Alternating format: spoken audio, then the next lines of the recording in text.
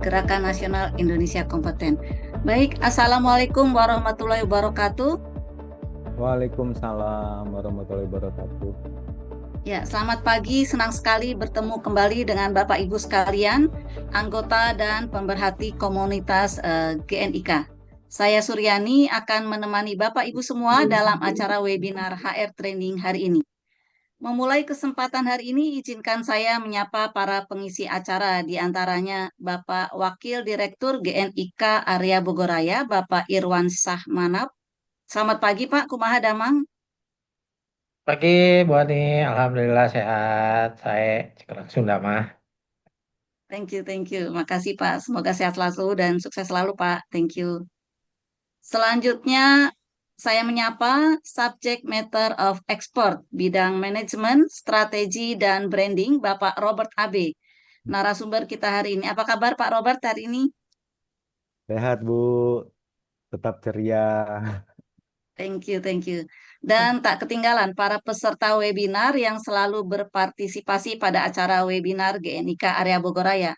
Saya ucapkan selamat datang dan selamat bergabung di acara GNIK Area Bogoraya HR Training ke-19, Minggu 24 Mei 2026 dengan topik A Sense of Urgency, menang melawan musuh utama bernama sukses. Sebelum memulai acara hari ini, saya ingin menyampaikan beberapa ketentuan mengikuti webinar hari ini. Saat acara dimulai, peserta diharapkan menonaktifkan audio dan tetap mengaktifkan kamera. Untuk berinteraksi, silakan gunakan fitur chat box atau simbol raise hand. Silakan mencari tempat nyaman dengan sinyal internet terbaik. Silakan mencatat poin-poin yang menurut Anda penting atau sebagai inspirasi untuk implementasi di kemudian hari. Saat acara berlangsung, ada kalanya peserta diminta untuk berbagi pengalaman. Bagi peserta terpilih, host akan meminta peserta menyalakan atau mengaktifkan audio dan video. Di akhir acara akan ada sesi foto bersama, diharapkan para peserta untuk dapat menghidupkan atau mengaktifkan video agar dapat berfoto bersama. Di sesi terakhir, peserta diminta untuk mengisi daftar hadir online yang linknya akan di-share di chat box. Daftar hadir ini akan digunakan untuk pembuatan e-certificate. Di akhir sesi pula akan di-share link untuk akses materi presentasi dari narasumber. Silakan peserta memantau di chat box untuk link materi presentasi hari ini. Kepada Bapak Ibu peserta webinar sekalian, berikut ini saya bacakan agenda acara HR Training di hari weekend ini. Yang pertama adalah pembukaan acara dan doa, kedua kemudian sambutan acara, next adalah penyampaian materi oleh narasumber, diikuti kemudian tanya jawab, dan diakhiri dengan foto bersama dan penutupan acara. Baik Bapak Ibu sekalian, mari kita mulai acara ini dengan menyanyikan lagu Kebangsaan Indonesia Raya. Diharapkan kepada para peserta untuk dapat mengikuti dengan khidmat. Silakan Mbak Fatira.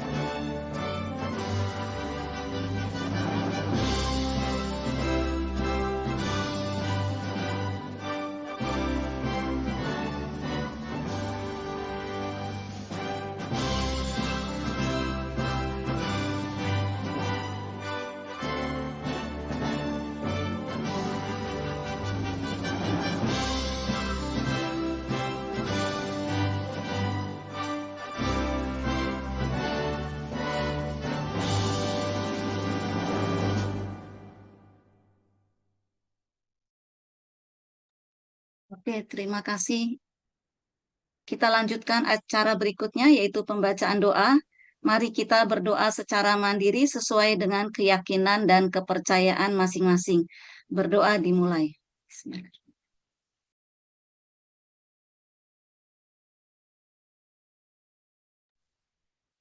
Berdoa selesai. Para peserta webinar yang saya hormati, selanjutnya adalah sambutan dari Wakil Direktur GNIK Area Bogoraya, Bapak Irwansyah Manap. Kami persilakan Pak Irwansyah. Ya, terima kasih Bu Ani. Bismillahirrahmanirrahim. Assalamualaikum warahmatullahi wabarakatuh. Salam Waalaikumsalam. sejahtera buat semuanya. Salam sehat. Selamat bertemu kembali di kegiatan eh, HR Training GNIK ke-19 ya, Bogor Raya. Pertama-tama mari kita panjatkan puji syukur kehadirat Allah Subhanahu wa taala karena atas rahmat, taufik dan hidayahnya teman-teman semua kita bisa berkumpul kembali dalam keadaan sehat walafiat. Ya, tak lupa kita sampaikan salawat dan salam ke junjungan alam Nabi besar Muhammad Shallallahu Alaihi Wasallam, para keluarganya, para sahabatnya hingga pengikutnya hingga akhir zaman. Teman-teman sekalian, izinkan saya Irwan Samanap saat ini mewakili ketua kita, direktur area kita, Pak Andes Wahdi, yang juga sebenarnya menyimak ya. Dan beliau saat ini sebenarnya sedang melaksanakan ibadah hajinya, gitu ya. Jadi saat ini beliau sedang berada di Tanah Suci Mekah, menyimak acara kita. Pak Andes, selamat melaksanakan ibadah haji. Mudah-mudahan diberikan kesehatan, kelancaran dalam melaksanakan seluruh rukun ibadah hajinya. Tetap sehat dan mudah-mudahan kembali selamat ya dan menjadi haji yang makbul tentu saja.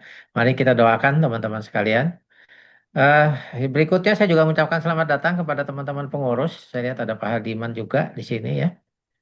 Eh, sudah hadir, terima kasih sudah bergabung dan tentu saja saya juga mengucapkan terima kasih atas nama pengurus kepada Pak Robert yang sudah bersedia gitu ya untuk memberikan apa ya insight-nya ya gitu ya karena kalau saya perhatikan Pak Robert ini kalau menyampaikan webinarnya itu insight-nya banyak banget teman-teman ya kita ngobrol-ngobrol aja kata Pak Robert biasanya ya kita ngobrol-ngobrol aja tapi insya Allah itu ngobrol-ngobrol yang berbobot ya dan berikutnya saya juga mengucapkan terima kasih pada teman sahabat saya ya teman seperjuangan Bu Ani Bu Suryani gitu ya yang bersedia mendampingi kita untuk menjadi moderator pada kesempatan hari ini.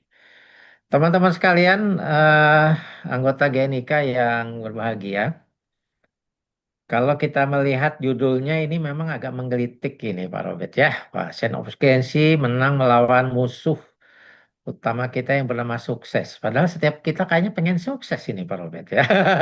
Tapi kenapa harus dilawan ini jadi musuh utama ini? Nah ini menggelitik ini ya. Nanti teman-teman sekalian tentunya kita akan belajar bersama gitu ya.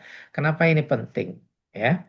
Namun sebelumnya izinkan saya sedikit barangkali sedikit membuka begitu ya terkait dengan materi ini. Tadi saya juga coba sempat sedikit gitu Pak Robert izin Silakan, Pak. ya. Gitu ya. Tadi saya coba apa namanya melihat gitu ya materi Bapak gitu ya, materinya Pak Robert ini, wah ini saya bilang asik banget nih, ya.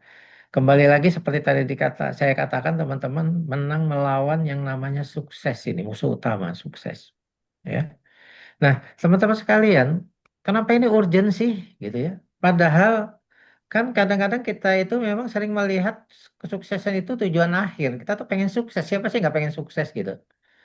Ya, dalam banyak kasus ternyata sukseslah menjadi awal kemunduran. Nah, ini yang saya tadi ngelihat di materinya Pak Robert nih ya. Jadi, mari kita lihat sama-sama teman-teman sekalian. Ya, dan ternyata banyak orang gagal itu bukan ketika mereka berada di bawah, gitu ya. Tapi ketika mereka mulai merasa sudah nyaman, sudah aman, sudah cukup berhasil dan kemudian diem gitu. Kira gitu ya. Nah, jadi kalau kita berhenti ya merasa lapar untuk bertumbuh. Nah, disitulah teman, hati-hati. Karena berarti perlahan-lahan kita mulai tertinggal. Oleh karena itu, teman-teman sekalian, ya, perubahan itu di depan mata kita. Kita sudah masuk di era perubahan. ya.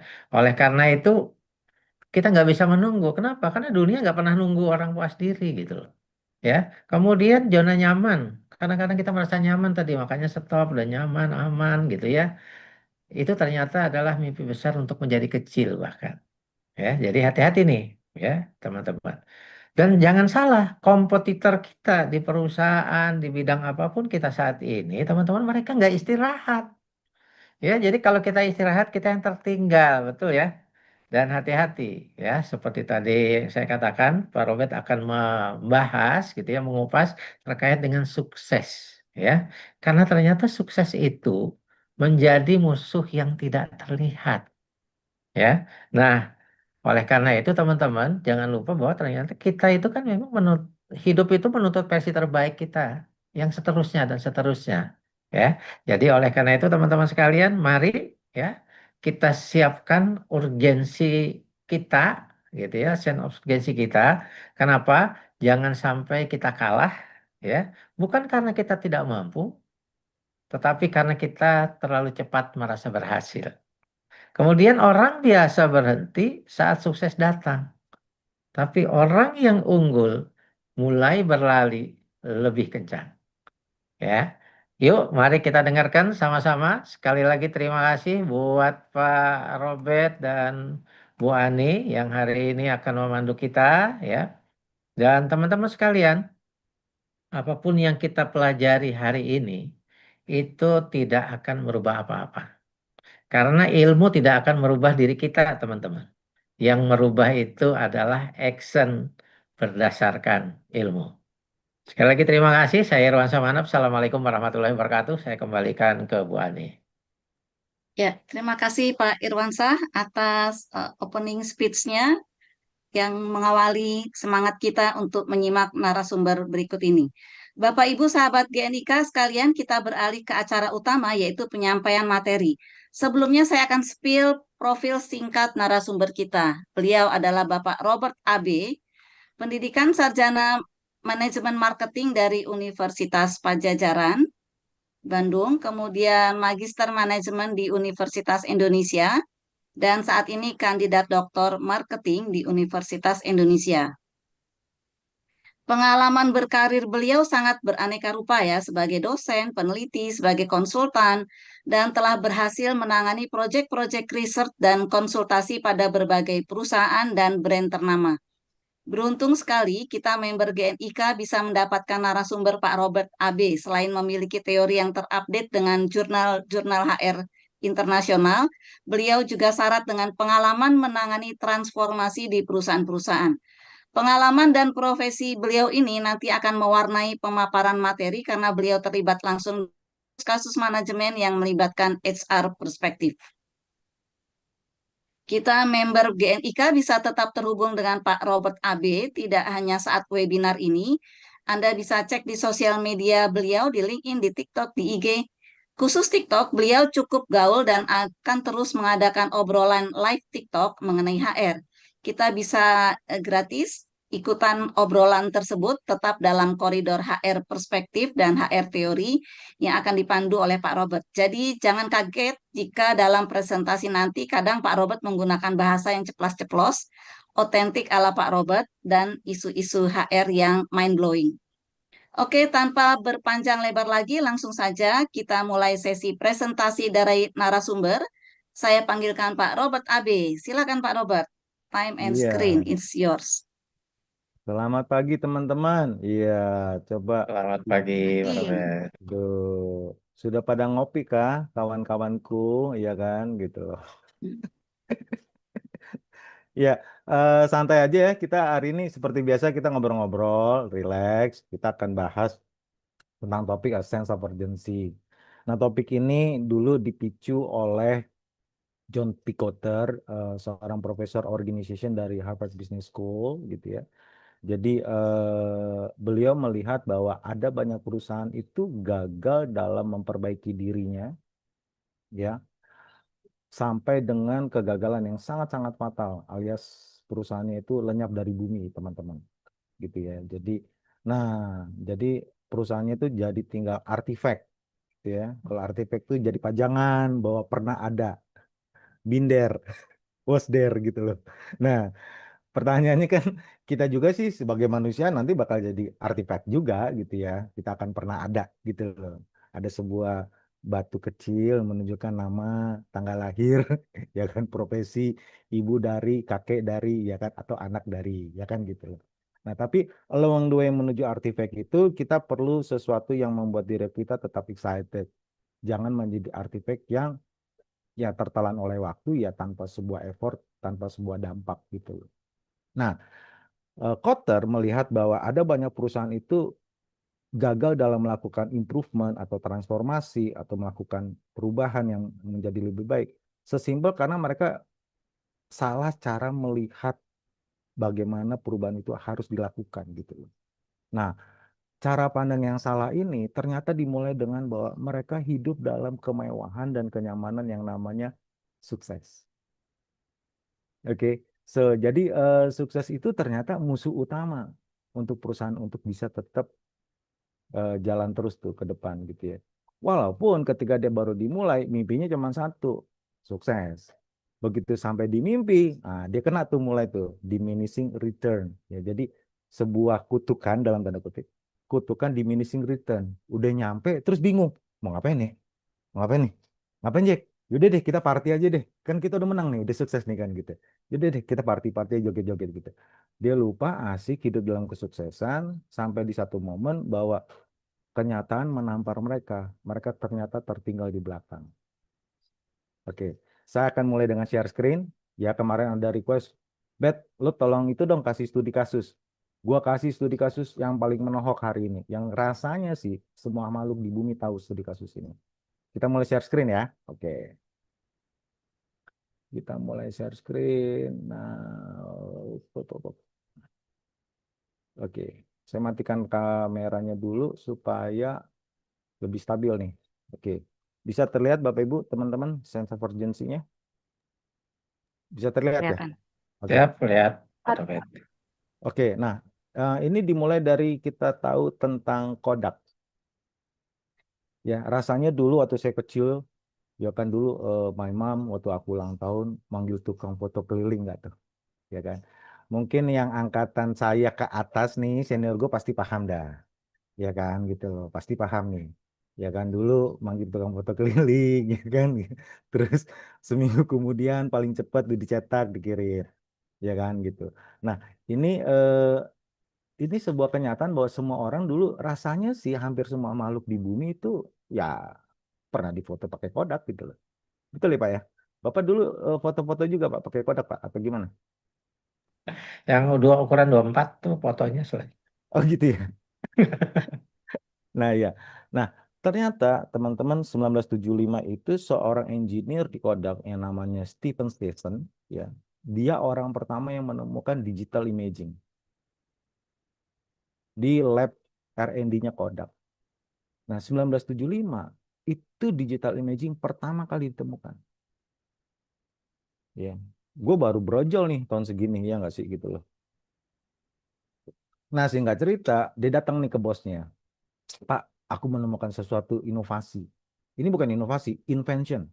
Lebih di atas inovasi nih, gitu loh. Ya kan gitu. Jadi, nah, bagus sekali Steve, tapi jangan ceritakan ini pada siapapun. Pemimpin Kodak takut kamera tanpa film ini akan mematikan, mengkanibal bisnisnya sendiri.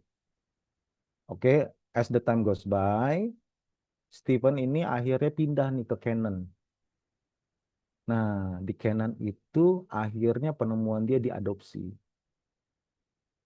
Dan akhirnya digital imaging dimulai di Jepang. Sony, Canon, dan Fuji memulai itu. Dan di akhir tahun 2000-an, Kodak terlambat. Ternyata digital imaging itu meledak di pasar. Ya, kenapa Kodak bisa terlambat? Kita bisa bayangkan begini, pada waktu itu 1975 sampai dengan 1980-an, rasanya nggak ada negara yang nggak ada kantor cabangnya Kodak. Betul ya Pak ya? Betul ya Bu Ani ya? Ya nggak?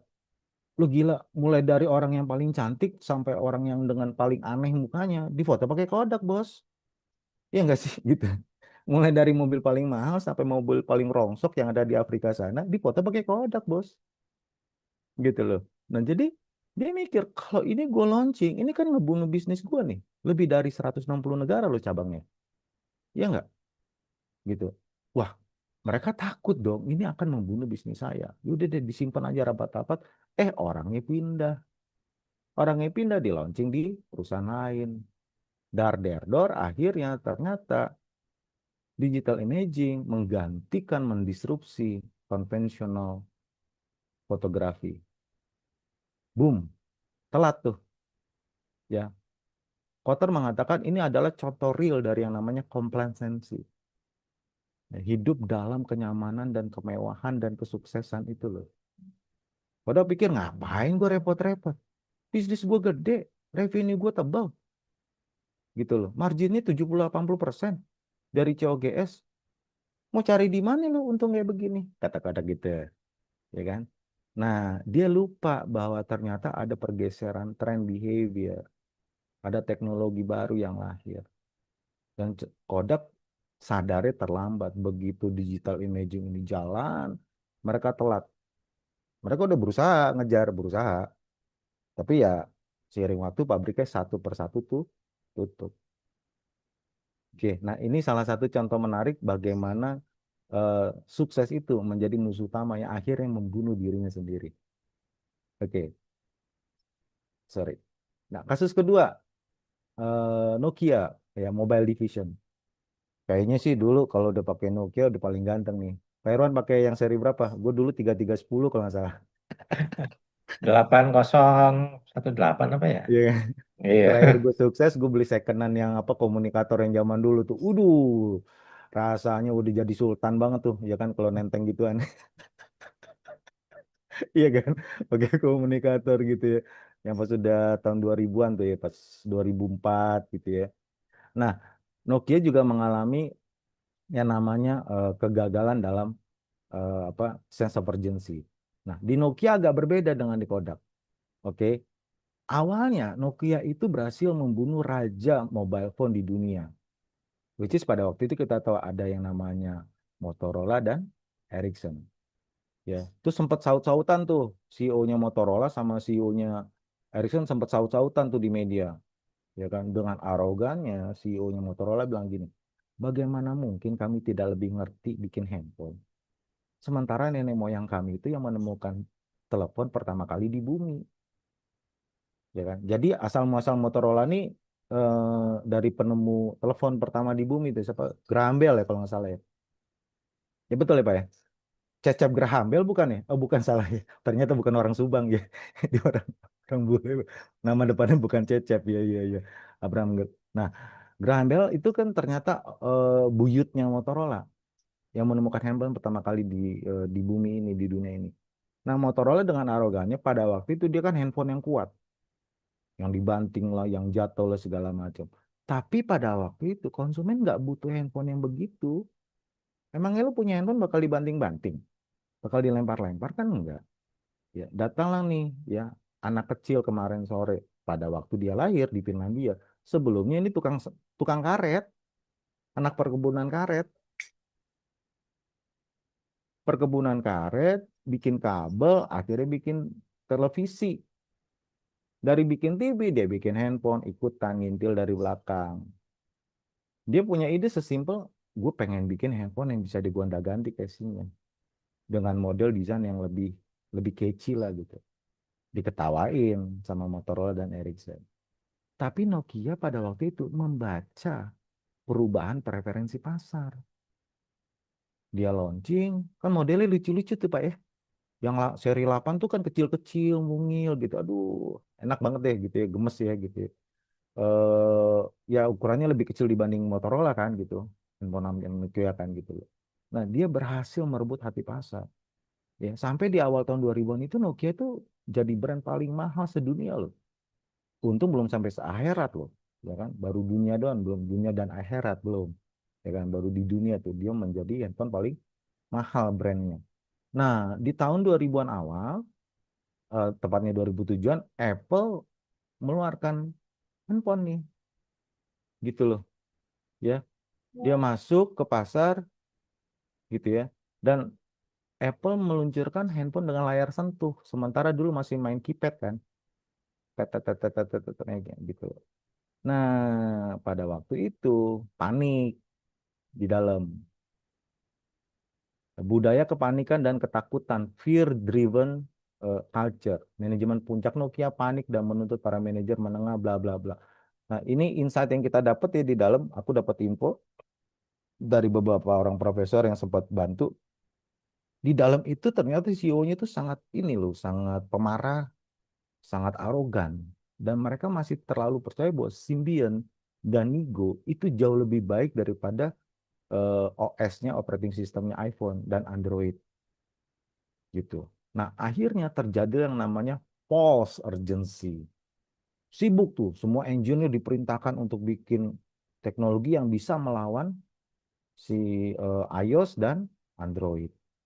Nah, karena culture-nya, karena suasananya penuh ketakutan, penuh marah-marah dan segala macam, ya akhirnya para engineer daripada diomelin, ya mereka saling salah-salahan. Wah, ini salahnya bagian hardware nih, ini salahnya bagian software nih, ini salahnya bagian bagian perangkat nih, bagian penjual. Ya akhirnya di dalam blame culture, ya, dan jadi nggak sehat, sibuk menyelamatkan pantat masing-masing.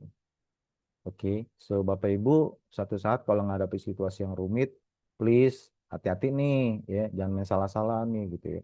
Penjualan turun langsung, ini orang sales gimana sih nggak kerja? Paling gampang disalahin kan orang sales tuh, gitu. Orang sales bilang, lah gimana harga lu ketinggian harga kita dibanding kompetitor? Ya lu harus pakai teknik persuasi yang bagus dong. Bukan persuasinya, barang lu jelek, bencong gitu loh. Ya kan? Barang lu nggak kelirik pasar gitu loh. Oke, nah kita lanjut nih. Nah, fear-driven culture yang false urgency ini akhirnya mendorong orang untuk takut. Dan pada waktu penutupannya, aku masih ingat si Ogil, siapa si CEO-nya bilang, rasanya kita tidak melakukan kesalahan apapun, but somehow akhirnya kami harus gagal gitu. Masih berusaha jaga muka ya kan. Ya lu fakta-fakta aja bos gitu loh. Oke, kita lihat. Nah, kenapa dia gagal? Menurut analisis Kotter, dibilang bahwa false urgency bisa kita lihat ada false urgency di sana. Gitu ya. Mereka sibuk luar biasa, bukan untuk sesuatu yang memang menyelesaikan masalah. Meeting, restrukturisasi, balas email, report terus gitu, tapi tidak ditujukan untuk solving the problems gitu loh. Tetap ditujukan untuk menyelamatkan nama baiknya Nokia tanpa harus beradaptasi dengan operating system yang memang harusnya mereka adopsi. Mereka menolak adopsi Android loh, Pak. Mereka menolak, apaan tuh Android? Anak kemarin sore. Udah lama nih. Nah, lagi-lagi nih. Living in the past, victory. Hidup dalam kemenangan masa lalu. Ya, ya umumnya sih yang muda-muda belum belum nyicipin yang begini. Tapi yang udah 40 ke atas, bye-bye. Nah, bye-bye nih. Ya, gerbang exit lu sebentar lagi depan mata. Oh, gue udah di sini 10 tahun. Gue di sini udah 5 tahun. Lu mau 1000 tahun lagi kalau lu nggak relevan. Lu geser, bos. Sorry, izin, ya kan? Ya gitu. Next. Nah, lantas apa bedanya antara si Kodak dengan si Nokia? Gejala utamanya menolak kenyataan baru kalau Kodak. Merasa terlalu besar untuk gagal, fokus pada kesuksesan masa lalu. Nokia panik. Ya, dan di dalam tuh culture-nya jelek banget, toxic. Gue pikir Amerika tuh keren semua orangnya, ternyata enggak. Orang bule gue pikir keren semua, enggak juga ternyata. Banyak yang toxic. Ya, mulutnya jahat-jahat. Nah, di Kodak ya, puas diri, arogan atau masa bodoh ya, apatik gitu. Ya wajar sih. Lu punya perusahaan di 160 negara, ya kalau nggak gede kepala ya gimana ya? Ya wajar juga sih gitu loh. Ya nggak sih? Gitu. Kita punya cabang 10 aja udah agak-agak gimana gitu. Jalan nggak pernah nunduk ke bawah ya kan, sering kesandung kan. Sering masuk lubang, nengok ke atas. Dagu lu ketinggian, Pak, gitu loh, Bu. Iya kan? Iya. Iya, memang sih lu punya 10 cabang gitu, tapi bukan berarti lu nggak boleh dagu lu rata deh atau ngeliat ke bawah gitu, baik-baik kesandung. Ya enggak? Nah, kalau di Nokia, emosi yang dominan itu rasa takut, cemas, frustasi, dan marah. Nah, penyebab kegagalannya di Nokia, gagal mengarahkan energi kepanikan menjadi tindakan taktis yang fokus dan transparan. Gitu loh. harusnya mereka adopsi, tapi mereka menolak itu. Oke, nah pesan moral jangan tunggu sampai krisis menghantam, ya di Kodak. Kalau di Nokia jangan memimpin dengan rasa takut. Tanpa sadar Bapak Ibu ketika kita ditekan dari atas, kita posisi sandwich, itu kita serta-merta akan ke bawah. Ya enggak? Ini gimana nih? Kok turnovernya tinggi sih nih departemen ini gitu. Ada apa nih? Wah, cari salah-salahin. Orang marketing juga sama, marketing and sales. Gitu ya, sorry. Kenapa nih? Kenapa pada keluar nih? Kenapa penjualan? Bos kan enak tinggal nuntut. Nah kita, nah yang jadi bos hari ini tolong pintar dikit lah. Kalau ada masalah, lu jangan sibuk nyalain ke bawah gitu loh. Introspeksi dulu, jangan-jangan gue salah mimpin nih. Ya nggak sih? Jangan-jangan kita salah mimpin. Jangan-jangan the way we lead itu bisa jadi salah. Oke, ini case study-nya kita buka di awal sengaja nih. Saya siapin tadi pagi. Supaya lebih dapat nih. Nah, nanti tinggal kita kupas teorinya satu persatu. Ya, mengacunya ke case study ini. Sampai sini ada yang mau nanya dulu atau mau minum pesan kopi dulu? Ya, boleh silakan. Ya, bisa hubungi admin kalau mau pesan kopi. Oke, kita mulai ya. Mengapa 70% inisiatif perubahan gagal? Strategi sudah bagus, eksekusi macet. Lagi-lagi, orang merasa nyaman. Nyaman. Oke, kalau udah nyaman, lo mager, males gerak, ya kan? Kalau udah mager udah berat deh, ya kan? Gitu loh. Jadi perubahan atau improvement seringkali gagal karena zona nyaman. Ya kalau gaji lo dalam 10 tahun terakhir nggak pernah ada masalah, bonus lo nggak pernah ada masalah, lo nggak punya alasan untuk melakukan urgency, lo nggak punya alasan untuk improvement, gitu. Saya memilih menggunakan kata improvement rather than change gitu ya, karena change itu secara psikologis udah mengandung penolakan di dalam kepala kita. Ya, orang tuh kalau suruh berubah udah nolak duluan tuh, udah by nature. Ya, emang bandel sih manusia nih ya, makhluk yang satu ini ya gitu. Udah susah deh. Udah bandel bawaan orok susah. Ya, jadi daripada ngomongin change, mendingan kita ngomongin improvement. Kalau improvement kan dia nggak ngerasa disalahin kan gitu. Ya lo tinggal tambahin adjust dikit-dikit lah gitu ya. Nah, ya kita lanjut. Nah, langkah pertama yang paling menentukan, ciptakan urgency. Nah, tapi sebelum urgency sebenarnya kita harus tahu kondisi Anda hari ini berada di posisi apa nih? Apakah Anda sudah berada di posisi complacency tadi ya? Atau Anda hidup dalam false urgency, sibuk yang nggak pugu. Ya, sibuk yang nggak pugu itu sibuk yang nggak jelas biasanya driven by yang atasan yang ngomel-ngomel sepanjang hari. Atasan yang sangat micromanaging. Atasan yang suka blaming, yang suka toxic. Ya, realitasnya begitu. Oke, kita lihat. Bahaya tersembunyi kepuasan diri. Nah, sukses ini bahaya banget bener-bener deh. Gitu. Karena kenapa? Ketika lo pegang pasar bagus, oke, produk lo hari ini diserap pasar, gitu. Lo nggak punya alasan untuk melakukan sebuah improvement. Sementara di luar sana, contoh real nih, waktu ojek pangkalan, waktu taksi belum digoda-goda, dicolek-colek sama namanya Gojek, mereka baik-baik aja, Kak.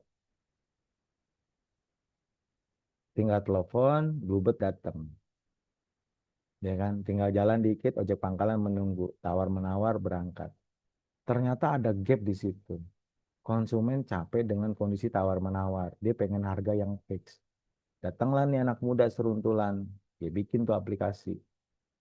Daripada lo datang ke pangkalan, lo nunggu aja di rumah. Itu cuma gap segitu tuh. Katakanlah 100 meter jalan kaki. Tapi buat konsumen, matters. Oke, aplikasi masuk, ada Uber, ada Gojek, ada Grab. Bluebird sebagai raksasa transportasi pada waktu itu, awalnya memandang rendah. Apaan tuh? Aplikasi nggak jelas. Motornya siapa yang garansi? Siapa yang servis? Itu segala macam. Kalau kita kan semuanya diservis, dijaga quality-nya. Sampai satu titik, ternyata pasar berubah dong preferensinya. pasar berubah, mereka mulai kelojotan, ya, demo lah, apalah, minta ditutup semua aplikasi. Nggak bisa, saya nggak bisa. Welcome to reality. Ya, akhirnya mereka mulai sadar dan mulai menggandeng lah. Ya, jadi tetap bisa pesan Bluebird diaplikasikan gitu loh. Nah, ini realitas yang nggak pernah terpikir oleh para bos-bos, juga para manajer, karena terbuai dengan dengan kenyamanan, dengan dominasi pasar gitu loh. Oke. Nah, kita lihat lagi. Kita perlu mendefinisikan ulang energi perubahan. Ya, jadi nggak cuma sekedar lu harus berubah, tapi memang dari dalam mereka merasa bahwa kita perlu berubah. Urgensi sejati adalah keadaan pikiran di mana orang merasa bahwa kegagalan untuk bertindak sekarang tidak dapat diterima. Oke, do it now. Now ya, bukan next. Next itu nanti, tapi now, ya kan? Jangan tar sok, tar esok, tar sok. Oke, nah ada false urgency, ada true urgency. Urgency itu ternyata ada yang false. Ya, Bapak Ibu pernah ngerasain nggak sibuk nggak jelas? Ganti struktur, ganti job desk, ya kan? Reorganisasi, ya kan? Terus bikin report, ya bolak-balik. Tapi kayak nggak maju-maju gitu, ya kan gitu. At the end of the day, selama kita masih jualan di pasar, barang kita menunggu respon dari pasar. Kalau pasar nggak respon lu punya produk, Anda nggak boleh tidur, tetap melek gitu loh. Ya, karena ternyata nggak cuman Anda yang ada di pasar gitu loh. Oke, bergerak melampaui analisis data. Data saja jarang menggerakkan orang, pengalaman emosional. Nah, diskusi kapan terakhir kali tim Anda merasa benar-benar perlu memenangkan sesuatu bersama-sama. Ya, nanti Bapak Ibu bisa sharing kapan nih terakhir kali ada satu problem yang Anda solve lintas department. Bukan single department ya, tapi lintas department. Gitu. Kemarin saya bantu satu company lintas departemennya butuh waktu 6 bulan. Gue bilang lu pada hidup di mana? Satu di Pluto, satu di Venus. Masya Allah susah bener. Itu yang namanya birokrasi. Yo, waduh, si pintar gitu ya. Lu kan tinggal telepon, Cong. Eh, kita solve yuk nih masalah ini yuk. Gue mau bikin SOP nih. Kalau dari departemen lu gimana harusnya? Bisa 6 bulan loh, Pak Irwan. True story nih gitu ya. Teman baik saya tahu sih soal ini gitu ya. Gitu loh. Jadi, gue gemes banget gitu ya. Birokrasi tuh hati-hati. Aduh, gue lagi sibuk ini, sibuk ini, sibuk ini, sibuk ini. Iya, hanya untuk solving ya hal begitu gitu. Lambat dan bertele-tele gitu. Ya, emosinya bukan emosi bagus, malah aduh lama banget sih gitu ya. Ini drakor udah seri ke-17 nih gitu loh. Oke. Nah, kita butuh energi perubahan yang benar-benar urgent. Ya, seringkali orang ngerasa kita bikin inisiatif baru. Oke, rapat pembukaannya, kick off meetingnya keren. Begitu jalan, ngak, ngok, alasan inilah, harus ini dulu. Aduh, pegel, beneran asli pegel. Oke, nah karena dia ngerasa gini, departemen gue perlu apa? Gak ada yang urgent yang harus gue kerjakan di sini. Ini kan urusan direksi. Nah itu paling repot tuh. Middle management ngerasa bukan problemnya dia, bukan urgensinya dia. Ini realnya begitu tuh. Direksi ngelihat dari helikopter view, kita perlu melakukan improvement. Sementara di tengah enggak. Atau bisa juga sebaliknya. Di tengah, karena di bersentuhan dengan konsumen langsung, dengan pihak eksternal, dia ngerasa perlu improvement. Birokrasi di atasnya, nunggu dulu, nunggu dulu. Apalagi nih, kalau keputusannya harus nunggu Menteri BUMN. Aha, lama loh. Ya kan, diomongin hari ini, ntar selesainya pas pemilu lagi, ya nggak pilpres lagi. Nggak beres-beres. Ya kan, gitu loh. Next. Berapa suhu urgency di departemen Anda?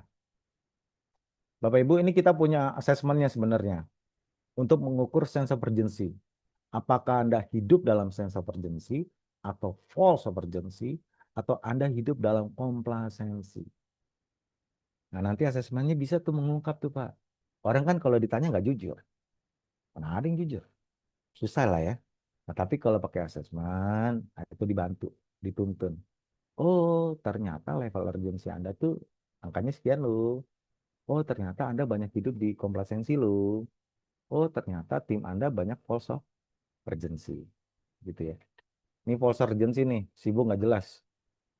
Saya pernah ngalamin nih, ya bantu klien, sibuk bolak-balik. Lama gitu, tapi nggak closing-closing gitu loh. Decision akhirnya nggak keluar-keluar. Dua musuh transformasi, tadi udah sempat disinggung di awal, kepuasan diri dan urgensi palsu atau false urgency. Nah, selain itu, sebenarnya itu ada yang namanya musuh dalam selimut. Adalah orang-orang yang nggak mau terjadinya perubahan. Orang-orang yang nggak mau kenyamanannya terganggu. Oke, hati-hati di semua organisasi ini ada orang-orang status quo. Izin biasanya orang-orang lama. Kalau te- masa pengabdian dia di atas 10 tahun, gue jamin dia udah mulai bau-baunya nih, bau-bau status quo nih. Biasanya gitu. Iya kan? 10 tahun nih, ya kan? Udah kelalang keliling, udah. Bau-bau status quo-nya itu kental banget tuh gitu ya. Nah, ini tadi sempat dibahas, komplasensi ya, dan false urgency. Ini ancaman yang sering kali terabaikan. Karena gini, komplasensi itu kayak everything looks good day to day gitu. Lu nggak ngerasa ada masalah gitu. Hey, easy man.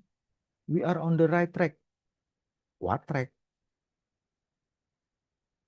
Ya, paling sulit ngasih tahu orang ketika dia lagi sukses. Waduh, udah.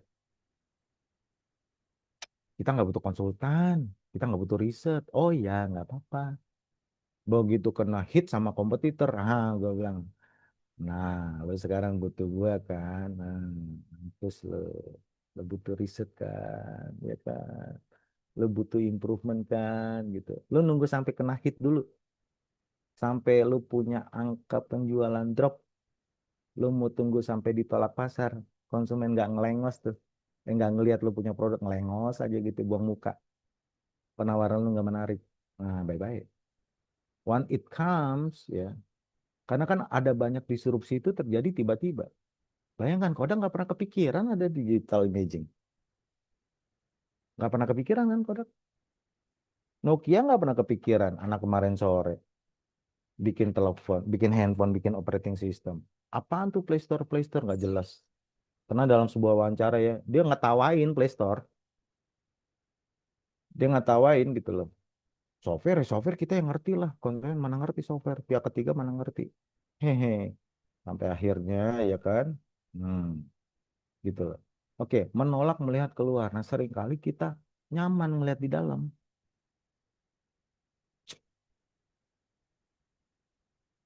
Bapak Ibu nanti sharing ya, kesuksesan apa yang paling sering diagungkan di perusahaan Anda. Mulai dari situ tuh. Pasti ada. Wah, perusahaan kami dulu dibangun di katakanlah di Irlandia atau di Jepang atau di Tibet gitu atau di Afrika gitu. Wah, pendiri kami adalah A B C D dan seterusnya gitu. Ya kan? Nah, struktur nih, struktur kalau terlalu tinggi, terlalu hierarkis, birokrasinya lama. Nah, birokrasi itu salah satu musuh dalam selimut, ya, yang seringkali membuat keputusan menjadi sangat lambat. Ya, orang udah kemana tahu dia baru decision gitu loh. Oke, apakah Anda di zona nyaman? Gini aja udah bagus kok. Yang penting target tercapai. Ya, ini kan nakal-nakalnya orang nih kadang-kadang ya, setting KPI-nya tuh sambil cengli-cenglian sama anak buah. Anak buah sama atasan berkoalisi. Pak jangan tinggi-tinggi dong, ini kita PI-nya segini aja lah gitu loh. Ya kan? Terjadi permainan di dalam kawan, ya kan KPI di setting serendah mungkin biar bonus dapat.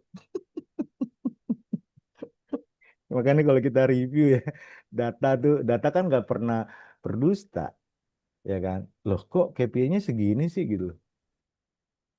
Cuman segini KPI-nya gitu loh. Kok kenaikan targetnya cuman segini sih gitu loh. Ya. Sengaja di setting rendah gitu. Ngalamin gitu loh, ya kan? Pak jangan tinggi-tinggi Pak KPI-nya Pak. Waduh kita udah begini begitu begini begitu. Gue bilang lu ngobrol sama atasan. Gue dibayar sama bos lo supaya ini tetap dalam batas sehat. Minimal lu nggak tidur, jalan lah. Kalaupun nggak bisa lari, jalan cepet, ya kan? Nah, terus yang selanjutnya apa itu? Sikap defensif. Seringkali kita tuh menolak apa ya? Menolak feedback. Sebenarnya bukan kritik ya. Kayaknya produk lo harus diinin deh. Produk lo begini deh. Servis lo begini deh. Oh enggak, itunya aja gitu. Resistance, defensif gitu loh. Dia ngerasa produk dia paling bagus, servis dia paling bagus. Rasa-rasanya gitu. Ya kan gitu. Nah, ada juga yang ini nih, kepatuhan prosedur. Kita ngalamin nih. Oh, Pak, di kita itu prosedurnya begini nih. Dari sini ke sini, dari sini ke sini, dari sini. Dia ngejelasin prosedur, gue udah ketiduran. Saking panjangnya gitu loh. Udah nih. Oh, iya, iya, iya, iya. Sampai ketiduran tuh kita tuh.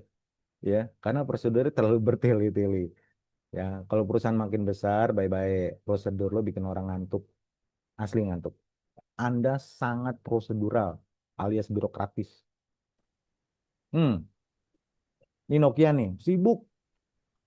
Ngeberesin software yang baru, ngeberesin software yang baru, improvement software. Iya, memang software lo beda jenis, beda makhluk sama Android, sama iOS. Jangan lo bilang produk luar lebih jelek, nggak juga. Pada waktu itu memang terbukti iOS dan Android yang bisa mengadopsi preferensi pasar. Bukan lo bilang, wah mereka nggak ngerti, kita yang ngerti. Hati-hati tuh. Ya. Itu ungkapan-ungkapan, mana ngerti mereka. Kan kita udah duluan di sini. Waduh, Bapak Ibu hati-hati ya. Semua disrupsi dilakukan oleh pemain baru. Coba cek, 90% disrupsi dilakukan oleh pemain baru. Dan mereka tidak punya beban mental. Seruntulan aja udah. Apalagi anak muda, seruntulan nggak punya beban mental. Ya paling gagal, udah gitu doang. Nah kalau yang udah lama di pasar, waduh, mahkotanya ketinggian, jalannya lambat, perutnya gendut, ya kan? Gitu loh. Yang muda-muda ini yang seger-seger ini nih, yang seruntulan gitu. Pemain baru itu selalu punya energi berbeda dibanding pemain lama. Dalam arti apa? Nekatnya lebih pol.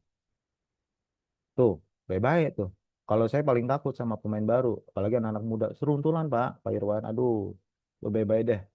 Yang begitu-gitu jangan anggap remeh. Kalau kita lihat dalam sejarah industri, kejatuhan perusahaan-perusahaan besar itu dilakukan oleh pemain baru dan umumnya anak-anak muda. Blockbuster, penyewaan video di Amerika, dibunuhnya sama siapa? Netflix. Pada waktu itu Netflix cuman ibaratnya lu bayar sewa nonton lewat internet. Blockbuster bilang ngapain lewat internet? Orang tinggal datang ke sini bawa filmnya pulang. Blockbuster ternyata duitnya paling banyak dari mana? Bukan biaya sewa, biaya denda. Orang telat bayar, telat mulangin, ada kena denda. Ternyata revenue generationnya dia dari biaya denda, bukan di biaya sewa. Nah, Netflix melihat celah daripada lo kena denda terus-terusan. Sebenarnya pendiri Netflix itu salah satu pelanggannya Blockbuster. Kan ada yang sering bayar denda, dia capek dong. Wah, gue capek nih bayar denda mulu. Gimana ya kalau gue pas mau nonton, gue langsung tonton connect internet. Kan dari hal sesimpel itu tuh. Dari gap sesimpel itu dia bikin produk. Orang nonton via internet. Ditolak. Netflix udah nawarin nih, nanti ke depan akan begini, orang nontonnya dari rumah, pakai internet segala macam. Ditawarin cuma 25 juta dolar, 2,5 juta dolar ya kalau nggak salah. Ditolak, akhirnya dijalanin. Blockbuster hari ini mati, selamat ya gitu. Siapa yang mau nyawa film? Ya kan? Oke, energi yang sia-sia, burnout. Ya, dalam kondisi yang panik, orang seringkali burnout. Ya, ketika dapat tekanan dari pasar, tekanan kompetitor, teknologi Anda tidak update, ya, Anda terlalu nyaman dan Anda hidup dalam birokrasi yang, wah di sini tuh aturannya begini, Pak. Oke, ini sesimpel kalimat ini ya, Bapak Ibu sudah bisa mendeteksi bau-bau birokratis tuh. Oh, kalau di kami aturannya, satu, ya, di sini tuh harus menunggu, dua. Kami tuh punya satu ini, tiga, udah. Lo tinggalin, lo lama ya, setengah jam lagi lo mati bareng sama orang gitu. Karena apa? Mental birokrat. Ya, akhirnya sibuk nggak jelas nih. Meeting, nunggu approval dari A, nunggu approval dari B, nunggu mirror dari C. Nggak jadi ke barang. Ya kan? Hilang fokus. Akhirnya orang kehilangan fokus. Ya udahlah. Kapan? Tahun depan. Tahun depan lagi. Nggak selesai. Masya Allah. Hmm. Kamuflase ya. Pemimpin sering salah menganggap kesibukan ini sebagai kerja keras. Ya. Orang pikir sibuk itu kerja keras. Bukan. Ada satu buku baru tuh Slow Productivity. Ya. Anda terlalu banyak wishlist. Tapi bukan things to do. Cuman list yang lo isi, yang nggak pernah lo kerjakan. Suatu saat gue kerjakan. Ayo, siapa yang wishlistnya banyak? Ya kan, list kerjanya banyak, tapi nggak pernah checklist. Hmm, itu Anda sedang mengalami false urgency itu. Oh ini. Hal yang nggak urgent dimasukin dalam things to do. Ngapain? Kita sering ngerapiin itu tuh. Ya, apa sih yang Anda mau kerjakan? Banyak hal yang nggak penting yang dimasukin dalam things to do. Buat apa?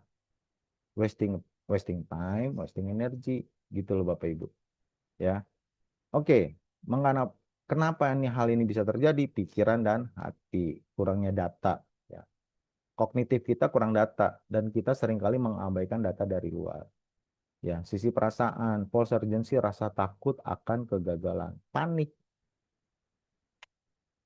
apa juga dicoba. Ya, satu waktu one of my student, salah satu mahasiswa saya di pasca sarjana, dia datang, Bang, gue boleh ngobrol-ngobrol nggak? Iya, dia pegang air mineral, dia bagian kanvasing. Dia udah sempat dapat budget 200 JT. Oke, udah masukin kanvasing ke toko-toko ya kan, ke supermarket segala macam, barangnya nggak gerak, nggak jalan tuh barang. Panik dong ditanya sama atasan. Kemarin gua kasih 200, hasilnya apa? Sebelumnya kan nggak dikasih kan. Waduh Pak, kita butuh promosi nih, apa segala macam. Udah dikasih nih, diinjek 200. Barang nggak gerak, bingung nggak lo? Stres dong. Gue bilang, lu pernah komparasi nggak produk lo compare tuh produk yang lain? Yang kemasan botol maupun yang gelas. Harga lu di mana posisinya? Positioning lu seperti apa? Gitu ya. Packaging lu warna apa? Desainnya seperti apa? Oh, kok banyak banget sih? Ya iya, gue bilang lu kalau jualan, lu kan terima barang jadi. Yang mendesain produknya siapa? Itu kan orang marketing. Yang desain brandingnya orang branding. Ya, jadi lu di ujung itu terima barang jadi, bos. Nggak bisa lu rubah. Kecuali lu orang produksi, orang marketing. Lu merubah bentuk produknya, kemasannya, harganya itu kan didesain di marketing, bukan di sales. Lu di sales paling main diskon, paling main hiburan untuk menyenangkan calon pembeli, nyanyi-nyanyi lah, makan-makan lah, kan gitu, liburan-liburan lah, gitu. Tapi produknya kan given. Nah, akhirnya dia mengalami yang false of urgency, panik, sehingga melakukan hal-hal yang sebenarnya nggak perlu gitu loh. Pak, tolonglah Pak, nanti dari sini sebagian buat Bapak deh, gitu. Panik. Sampai akhirnya dia ngorbanin gajinya supaya barangnya bisa diterima oleh si toko. False urgency, sibuk gak jelas. Gitu ya. Kasian juga sih, gitu loh. Next. Nah, urgensi palsu sama urgensi yang true urgency tadi ya, udah sempat disinggung di atas. Ketakutan dan kemarahan nih kasus Nokia. Ya, sebenarnya banyak loh kasus di kita tuh. Ketakutan dan kemarahan. Yang dimulai biasanya tekanan dari luar, kompetitor atau konsumen. Tekanan dari dalam, ya tekanan dari atas. CEO atau direksi. Oke. Nah, itu menciptakan false urgency. Kalau yang terus sih sebenarnya teman-teman udah bisa ngejalanin lah. Kita perlu paham ini nih. Kita seringkali hidup di false urgency. Masalah internal dan politik, jangan pikir di kantor nggak ada politik. Politik itu bukan cuman milik partai, bos. Di kantor tuh banyak ternyata. Koalisi A, koalisi B, ya kan? Circle A, circle B, mampus, mampus. Ya kan? Nah, seringkali reaktif dan defensif. Ini nyala-nyalain nih. Ini departemen ini nih, manajer ini nih yang salah nih gitu. yang akhirnya menciptakan burnout. Burnout yang nggak ada artinya. Kalau kata Bang Roma kan begadang boleh asal ada artinya. Nah ini nggak ada artinya.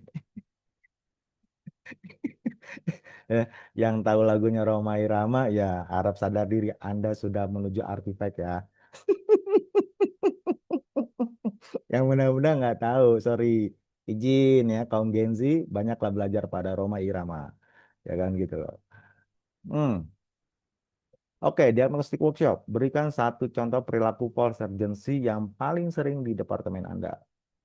Nah, jadi ini kalau di workshop nih nanti kita ada latihannya nih. Seru nih, Pak. Ya kan? Yuk, apa nih di departemen lo? Lalu kita solving bareng-bareng. Oke. Apa mitos kesuksesan yang membuat tim Anda merasa tetap nyaman atau komplasensi? Ya, Bapak Ibu bisa mulai catat nih self reflection nih. Ya nanti kalau kita mau full version, kita bikin workshopnya. Bisa online juga, bisa onsite atau hybrid lah gitu. Karena kenapa? Kalau Anda tidak melakukan self check, Anda akan hidup dalam sebuah kebenaran yang palsu. Itu bahaya banget. Kebenaran yang palsu. Lu pikir benar, ternyata enggak. Itu bahaya banget gitu ya. Oke, refleksi diagnostiknya lagi jika Anda harus menghapus satu rapat rutin yang tidak produktif, rapat mana yang akan Anda hapus? Apakah rapat hari Senin atau hari Jumat? Biasanya kan kalau nggak hari Senin pagi ya kan, jam 9 sampai jam 12 tuh. Atau enggak Jumat tuh, ya kan review evaluasi. Evaluation meeting. Evaluation meeting sibuk mesen makanan, ngobrol. Ya, udahlah ya, bisa ya nanti. Udah minggu depan ya. Iya ya, nggak ada yang dibahas. Ujungnya nyanyi-nyanyi bareng. Udah kita nyanyi-nyanyi lah ya gitu ya kan. Tapi yang membuka room nih gitu. Rapat mana nih? Ya nggak semua rapat itu esensial dan punya makna. Dan nggak semua rapat itu berguna. Ya. Banyak kali kita rapat. Ya sampai akhirnya nggak jelas gitu. Oke, takeaway strategis. Sadari bahwa kesibukan bukan berarti urgensi. Lo sibuk seringkali bukan urgensi. Sibuk nggak jelas. Administratif, birokratis. Seringkali kayak gitu. Nah, di dalam, ingat tadi ya, itu ada yang namanya orang-orang yang nono. Ya, nono ini ternyata bukan urusan soft spoken ya. Nono ya, bukan. Orang-orang yang sibuk no, menolak. Adanya inisiatif, improvement. Banyak tuh. Ya, yang sepertinya ilmiah, sepertinya rasional, tapi di balik itu ternyata, udahlah, gini aja lah. Capek banget gitu. Ngapain sih? Tuh orang baru ngapain sih? Umumnya biasanya orang baru nih jadi bal-balan nih.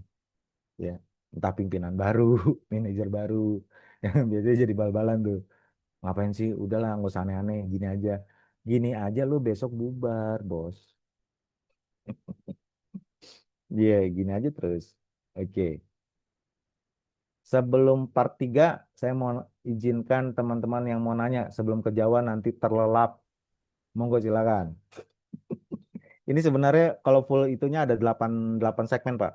Kita 3 aja dulu ya. Thank you Pak Robert ya. Bapak Ibu silakan jika ada yang mau komen atau sharing point of view atau mau bertanya ke Pak Robert dipersilakan langsung open mic Boleh silakan. Yang mau bertanya. sejenak sebelum kita ke part berikutnya. Ya, belum part 3 ya. Yuk, monggo. Izin, boleh saya tanya? Ya Pak Hidayat, ada Monggo, Pak. Iya, pakar Silakan. suhu transformasi Pak Hidayat silakan. iya. Pak Robert begini, Mm-mm. eh, kalau posisikan saya sebagai karyawan, ya, Mm-mm. eh, terus kita udah sadar nih, habis belajar dari Pak Robert, kita tahu, oh begini tanda-tandanya. Terus eh, dari semua yang Pak Robert bilang, oh ya saya tahu, ternyata kita tuh ada di sini nih sektornya, gitu kan. Mm-mm. Terus saya mau kasih tahu ke atasan saya, ya, biasa kan kalau di Indonesia itu kan kalau bos itu atau pengusaha itu kan eh, apa punya sikap, eh, lu udah gua gaji, ya lu ikutin apa kata gue gitu ya, gitu. Hmm. Padahal kita tuh kan setelah belajar dari bapak kan kita jadi dokter lah istilahnya, ya kan kita jadi dokter, kita tahu nih sakitnya. Tapi karena ada urusan, lu kan gua kasih gaji, gua makan gaji. Ya, jadi sekarang dokter ikut tes pasien aja, gitu. Jangan dokter, bukan pasien ikut dokter. Nah itu em, gimana caranya mau apa menyadarkan gitu ya. Kalau tadi bapak bilang unjuk data, begitu kan dikasih data jadi ribut pak. Wah kamu ini apa menghasut atau mau bikin rusuh dengan data-data ini gitu. Eh, Eh, dulu sebelum kamu ada di sini baik-baik aja kok kita gitu Pak. Baik kira-kira, terima kasih Pak. Iya, iya. Satu ketika saya pernah diundang oleh pemilik sebuah kampus lah gitu. Dia orang lama kan selalu bicara tentang masa lalu. Oh ya kan gitu loh. Saya mulai bertanya dengan memaparkan data bahwa ketika IBM satu saat pun sebesar itu bisa jatuh. Sampai akhirnya harus dijual ke Lenovo. Dengan berat hati loh. Karena laptopnya tidak kompetitif. Ya. IBM menjual komputernya, lini komputernya ke Lenovo. Ya. Karena dia sudah nggak bisa kompetitif lagi. Dengan semua operating cost yang mereka punya. Gajinya gede, ya kan? Orangnya mahal dibayar, infrastrukturnya mahal. Dijual ke outsourcingnya mereka, Lenovo pada waktu itu. Sekitar 4 miliar dolar ya, 4,5 miliar dolar ya. Lou Gerstner tuh menjual itu pada waktu itu. It was keputusan yang sangat berat tetapi harus dilakukan demi menyelamatkan produk tetap ada di pasar. Terus saya cerita lagi tentang Nokia yang pernah jadi brand paling mahal sedunia. Benar-benar literally sedunia paling mahal dan menjadi kebanggaan orang. Ya dengan aset miliaran dolar dia pun bisa kolaps dan mati. Terakhir kita tutup dengan bagaimana dengan perusahaan Bapak. Aku iseng nanya, Pak asetnya berapa ya Pak? Nyampe nggak kira-kira 1 juta dolar?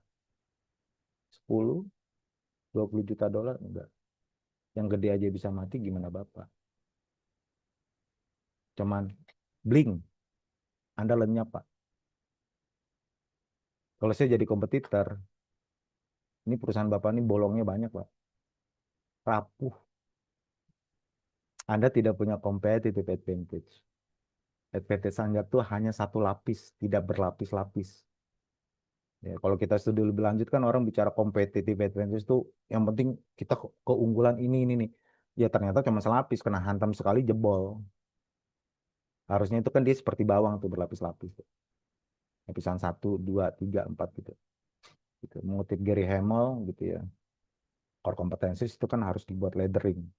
Kembali lagi, ada perusahaan ngerasa dia udah punya keunggulan. Walaupun sebenarnya keunggulannya itu jentikan tangan, lenyap Pak. Bayangkan Bluebird sekian puluh tahun megang taksi se-Jakarta Raya, se-Jabodetabek. Nggak ada yang bisa ngalahin.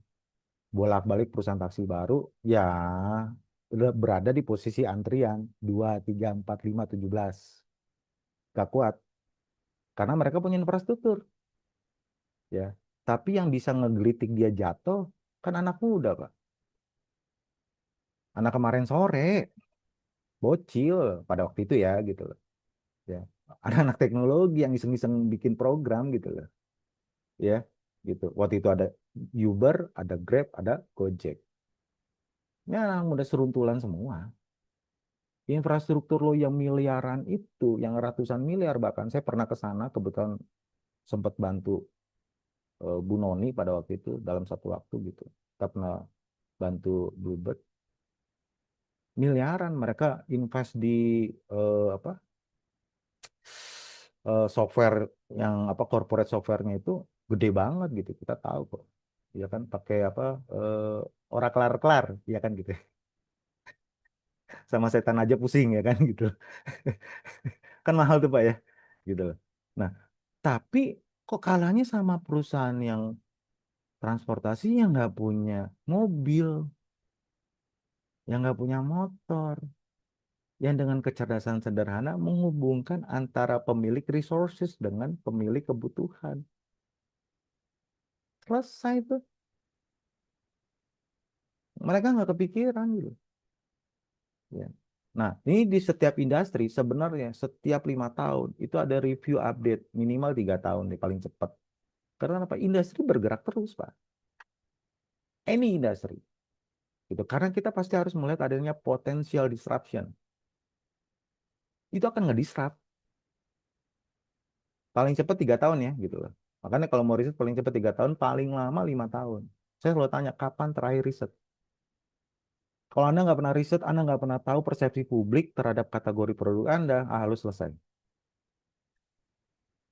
Tinggal tunggu aja ntar, ibaratnya undangan obituarinya kan. Telah dimakamkan kembali ke rumah Tuhan yang Maha Baik. PT ABC, ya kan? Ya gitu. Langsung detailan 40 hari, ya kan gitu. Nah, jadi kita perlu update dengan market mechanism, dengan market update, ya. Ini bukannya jualan nih, jualannya sekalian deh. Ya, kita punya riset digital yang bisa menggali persepsi publik within 1 week. Paling lama 1 bulan deh. Tarik persepsi publik terhadap satu kategori produk, gitu. Ya memang big data, gitu. Sekarang kan persepsi publik ada di mana? Ada di sosial media dan media online. Nah, itu kita tarik, kita baca, kita kurasi, ini data yang penting. Nah, setiap data itu akhirnya menghasilkan managerial implication. Kenapa? Anda perlu update. Wah, kalau nggak update, Pak, repot, Pak. Udah banyak kecolongan kan tadi. Mulai dari yang zaman dulu banget, tahun 75, Nokia tahun 2000-an, ya Bluebird masih baru kemarin, gitu loh. Ya. Jadi di banyak industri, disruption itu terjadi. Ya. Jadi jangan pikir bahwa perusahaan Anda satu-satunya yang ngerti tentang itu. Aduh, bahaya banget deh. Maaf nih, izin. Kalau lu kerja di atas 20 tahun, lu rasa lo yang paling ngerti deh. Ya enggak? Izin, senior. Ya, makin lu lama kerja, otak lu template. Makanya harus Data tuh digojo-gojo. data mesin yang ditangkap dari pabrik ya, Pak Robert ya. Big Oh data, ya, big sosial data. media, online. Jadi Ya, riset Bapak nanti pakai machine learning. ya itu. Gitu. Jadi mesin yang kita gunakan itu sama dengan Profesor Shul yang ada di MIT Sloan. MIT Sloan ya. Nah, jadi si machine learning ini dia akan mengcapture semua percakapan publik. Di capture, dikurasi, dikategorize. Ketahuan tuh, contoh, kita pengen tahu nih, otomotif yang paling banyak diobrolin sama publik apa ya? Atau contoh Pak Hidayat di industri apa Pak? Kalau boleh izin sharing. Buat contoh real langsung deh. Eh, eh, Pertahanan, Pak. Pertahanan. Iya. Oh, pertahanan nggak buat publik sih barangnya. Ya, tapi kami punya anak-anak perusahaan yang produknya bisa dipakai untuk publik gitu. Ya, ya contoh gini deh, katakanlah mobil. Mobil anak muda. Yang paling banyak mobil apa sih yang paling banyak diomongin, diobrolin sama anak muda? Nah, itu bisa ketahuan. Atau resto apa yang paling in dalam 3 bulan terakhir nih? Tinggal pilih, lu mau se-Indonesia, se-Jabodetabek, atau mau se-Jakarta doang nih? Bisa. Nah, ini kan data ya. Nah, nanti di part 3 kita akan bicara tentang bagaimana membawa outside in. Outside in. Ya. Bagaimana data pasar Anda bawa untuk menciptakan urgensi. Andai saja perusahaan-perusahaan yang tadi bisa dan mau membaca data pasar, dia nggak akan mengalami kegagalan yang fatal gitu. Bayangkan kalau Nokia nggak keras kepala, merasa Symbian paling bagus, lebih bagus dari Android dan iOS, jadi tidak akan ada di makam pahlawan hari ini, Taman Makam Pahlawan gitu lah. Meyakinkan manajemen boleh pakai external party ya Pak. jika Nah, seandainya. banget, betul. Seringkali kalau orang dalam nggak didengerin. Lo kan sama gue udah kerja lama. Ngapain sih lo ngeritik gue? Nah, Pak Hidayat pinjam nih mulut nih si Robert. Bet lo yang ngomong deh, Bet. Setuju Pak, Pak Robert. Orang Iya, dalam nggak didengar, iya, ada yang curhat nih. merasa udah paling ini. Saya udah sekian puluh tahun gitu. Iya, ntar lagi lo jadi artefak. Iya, memang begitu. Pinjam suara orang luar. Selalu begitu. Gitu. Karena ya orang dalam sama orang dalam, ya kita kan udah saling kenal. Apalagi kalau udah, ya udah kita sama-sama pegang kartu lah, gue tahu kok, lu tahu gue. Ya buat apa ya, begitu loh. Kan akhirnya jadi politik. Jadi nggak enak. Nah, tapi kalau orang luar, pihak eksternal, lebih netral, orang baru nggak tahu apa-apa, pakai data science, hasil riset, ngomongin data, udah enak. Sorry Pak, produk lo di persepsinya begini loh, A, B, C, D, gitu. Ya, jadi bahwa Bapak ngerasa produk Bapak keren banget, kayaknya harus dikoreksi deh. Karena ini loh hasil riset kita, persepsi publik mengatakan bahwa produk Bapak A, B, C, D, gitu. Ya, solusi sederhananya gimana nih Pak Hidayat? Di slide saya nanti ada nomor telepon Pak, kontak aja ya. Asik. Saya bantuin ngomong deh. Oke, Oke, thank kita you. lanjut part 3 ya. Ya, silakan. Oke, ya saya share ya. Ya, oke. Part 3, membawa realitas luar ke dalam. Ya. Jadi menghancurkan isolasi untuk menciptakan urgensi. Artinya apa? Bahwa, oke kita lihat lebih dalam. Yang tadi udah sempat disinggung di awal gitu ya. Kita seringkali ngerasa bahwa dunia kita tuh ya sebesar kantor ini. Ya, apalagi kalau gedung tempat Bapak bekerja itu ada 8 lantai, ribuan karyawan. Percayalah, Anda itu seperti hidup di benteng Takeshi, di sebuah kerajaan kecil yang bernama perusahaan Anda gitu loh. Ya, kalau udah di atas 1000 itu udah yakin tuh pasti ada kerajaan-kerajaan kecil. Kita ngeceknya gampang, Pak, jumlah employee berapa? 1000 something, udah yakin tuh banyak kerajaan tuh. Tiap cabang jadi raja kecil, tiap divisi jadi raja kecil. Gitu. Dan itu sangat birokratis dan itu sangat ada yang namanya apa ya? em, Mini apa ya? Ada bos-bos kecil yang ibaratnya dalam tanda kutip nih, lu jadi mafia lokal deh gitu. Wah, lu sama si ibu ini jangan begini, sama si bapak ini jangan begitu. Lu lihat dulu anginnya, angin. Lu kok manajemen ngomongin angin? Ini gue beliin kipas angin deh, gitu ya. Lucu-lucu gitu kelakuannya. Ya. Jadi orang mau membuat sebuah decision harus beradaptasi dengan behavior si pemimpin gitu loh. Hei, pemimpin Anda dibayar untuk organisasi gitu loh. Jangan dibalik dong. Ya kan? Gitu loh. Ayo gitu loh.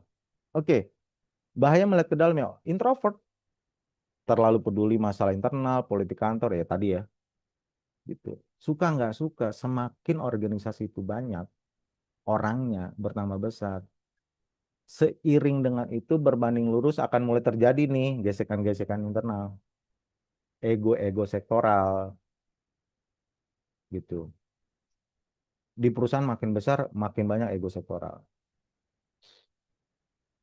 Either diakui atau tidak, ya tapi dia ada di sana.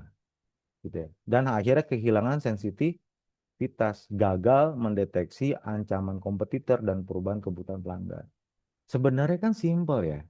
Yang harus lo pantau terus-menerus adalah satu, pertama lo punya customer, kedua lo punya kompetitor. Dua itu aja lo pantau terus-menerus reguler 3 bulan atau enggak setengah 6 bulan. Iya, lo spending gocap, tapi lo kan dapat data pasar. Daripada lu uji coba produk baru, kebijakan baru, lu nggak pegang data luar, cuman mengira-ngira. Yang biasanya pengalaman gue sih ini dulu, pengalaman lu kan kemarin, Cong, 5 tahun, Cong. Oh, pengalaman gue 30 tahun. Lebih lama lagi data yang lo pakai. Nih, manusia-manusia yang upcoming artefak nih seringkali dipakai pengalaman dia waktu awal masuk kantor nih. Lucu. Pak, izin. Sekarang udah agak berubah nih trennya, Pak. Gitu loh. Izin, bosku. Halo. Enggak, beneran, Pak. Udah beda loh. Terutama produk-produk yang memang putarannya cepat gitu. Dan seiring dengan pertumbuhan si customer. Oke, satu contoh ya. Dulu zamannya Mami masih nongkrong di Menteng, pasti pernah denger radio Prambors dong. Ya enggak? Pak Hidayat dulu anak radio atau bukan ya? Atau anak motor nih? Hah? Hah? Anak Ya kan? baik aja, Pak. Iya, betul. Oh iya, iya. Nah, dulu Pak di Jakarta ada namanya Radio Prambors. Ini radio paling keren pada zamannya. Engagement dengan konsumennya secinta itu. Oke. Saking cintanya dia nemenin nih. Dia punya pendengar. Yang awalnya usia belasan sampai 20-an, ditemenin sampai ke 30-an. Sampai mereka punya anak, menikah dan punya anak. Saking asiknya bercinta-cintaan dengan loyal customersnya, loyal listenersnya, mereka lupa bahwa positioning mereka adalah radio anak muda. Sehingga topiknya bergeser. Harusnya lo ngomongin tren baju terbaru, parfum, konser, lo ngomongin parenting. Jadi nggak relevan dong. Ya, listenernya kan bertambah usia nih. Ya dong. Oke, lulus kuliah, kerja, menikah, punya anak satu, obrolan udah beda nih. Ya kan, ngomongin kontrakan, ngomongin rumah sakit bersalin, ngomongin vitamin anak. Nah, sementara pasar awalnya dia sebenarnya kan belasan sampai 25-an. Yang akhirnya ketika sadar udah sempat hampir terlambat. Mereka harus balik lagi dong ke pasar yang sebenarnya. Belasan dan sampai dengan 25. Berarti 15 ke 25 tahun lah gitu. Ya topiknya seputar itu, lagunya seputar itu. Lah orang kalau udah tua, oke di zaman kita dulu mungkin grup musik apa. Tapi kan grup musik yang baru jadi nggak kedengeran tuh. Nggak ada keputer gitu loh. Lantas pilihannya kan begini. Either Prambors ngikutin listenernya atau listenernya dikasih tempat baru. Diciptakan produk baru yang mengakomodir si listener yang sudah bertambah usia. Itu baru cakep tuh. Ya. Ini contoh case study real. Gitu, bahwa pasar berubah. Lo punya customer itu punya life cycle. Jadi bagaimana membuat produk lo tetap relevan di pasar gitu loh. Iya kan? Bukan berarti kalau lo punya customer yang loyal, lo ikut barengan tua sama si customer. Ya jangan dong. Iya enggak? Gitu loh. Ya produk-produk yang sudah lama di pasar. For instance, like mobil. Toyota kah, Mercy kah, Volvo kah, ada zamannya, tapi mereka tetap harus update dengan pasar terbaru mereka kan gitu loh. Oke, di ini seringkali isolasi, semakin besar organisasi, semakin tebal dinding pemisah dengan realitas pasar. Iya, betul. Sangat betul. Kita seringkali hidup dalam sebuah ya kerajaan kecil itu loh. Ya kan? Dulu kita pernah bantu satu chain hotel lumayan gede gitu ya. Mereka baru sadar bahwa mereka akhirnya mulai terdesak oleh hotel-hotel kecil yang mencuri customer mereka. Mereka mulai sadar bahwa apartemen-apartemen yang disewakan itu mulai menggerogoti pasar mereka. Bingung kan? Perasaan hotel kita baik-baik aja, room service-nya bagus, harga masih kompetitif. Lu rasa kompetitif, lu kan nggak tahu bahwa ada sebuah kategori baru yang nggak kepikiran sama lu, yang menggerogoti pasar lu pelan-pelan tuh. Red Doors, Oyo, jangan pikir turnover tinggi itu. Satu kamar kalau sehari cuma 3 jam bisa 3 kali puter tuh. Iya kan? Lah, orang nyewa short term. Oke. Kalau sehari 3 kali kamar yang sama, kan berarti occupation rate-nya 300% dong, Bos. Sementara hotel konvensional. Occupation rate-nya cuma 100% mentok. Mereka nggak sadar. Apartemen yang disewakan. Itu kan terobosan. Semewah hotel. Harga kompetitif. Check-in bebas. Check-out-nya bebas. Sore ketemu sore boleh. Sangat fleksibel. Nggak banyak aturan. Tinggal TF, kasih kunci. Pulang, diambil kunci. Udah selesai. Nggak pakai resepsionis. Mau apa? Kaget dong. Nah, biasanya kalau udah mulai tergerus baru sadar. Mendingan sadar udah tergerus atau mendingan sadar sebelum tergerus. Kan kita harus baca data pasar nih. Iya kan? Gitu loh. Oke. Data luar adalah katalis emosional, kejujuran yang memotivasi. Artinya gini, laporan internal seringkali dihaluskan. Ini banyak nih. Banyak. Gue pernah ngalamin nih bikin report, Pak. Jangan begitu, Pak. Agak di gimana-gimana. Lo atur deh. Gue submit ini, lo mau edit lagi boleh silakan. Bener-bener nih ngalamin Pak saya. Lo atur ya gitu. Yang penting lo bikinin tanda terima. Ini barang yang gue submit ini. Satu saat kalau diedit, ya gue punya barang aslinya gitu, bukti aslinya gitu loh. Bahwa ketika itu nyampe di meja direksi, jangan tanya gue, tanya manajer lo. Karena manajernya nggak mau diomelin. Ya kan? Nggak mau diomelin, dihalusin tuh, dihaluskan Bapak Ibu. Kelihatan nggak nih? Dihaluskan, dipercantik. Supaya kenapa? Jangan diomelin. Kalau diomelin nanti bonusnya nggak turun, promosinya nggak jalan. Nah, lo atur deh. Nah, yang begini yang repot Pak. Kalau kita nggak di lapangan nggak akan tahu. Ya, cuman karena kita banyak di lapangan, ya jadi banyak bersentuhan dengan makhluk-makhluk. Oke, kekuatan tim garis depan, sales, customer service, ya. Ini seringkali mereka punya kebenaran yang nggak diketahui oleh pimpinan. Jadi kalau Anda bos, mau jadi bos yang keren, oh sering-sering ke lapangan deh. Nongkrong bareng sama teknisi lu. Ya nongkrong bareng sama orang sales lu temenin tuh sales canvassingnya tuh, lu tanya langsung customer lu 3 masalah yang Anda nggak suka dari produk kami, iya kan?